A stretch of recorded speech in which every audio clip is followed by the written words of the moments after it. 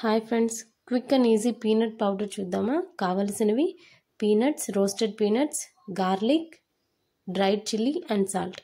ఇవన్నీ మిక్సీకి పట్టాలి. ఫస్ట్ డ్రైడ్ చిల్లీ, తర్వాత salt, half the cup roasted peanuts వేసుకోవాలి.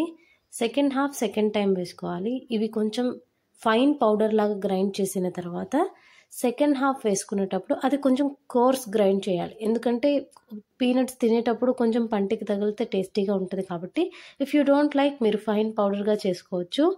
అట్ లాస్ట్ గార్లిక్ వేసుకోవాలి. ఇది 2 minutes అండి, చాలా టేస్టీగా ఉంటుంది. Do try. అంతే, this is very simple recipe, must try.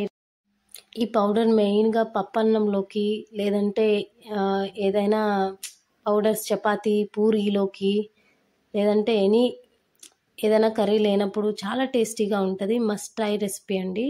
Please try this recipe, you will definitely like it. Only 2 minutes Maggi లాగా 2 minutes recipe, must try recipe. ఇది టిఫిన్స్లోకి కూడా బాగుంటుంది, ట్రై చేయండి.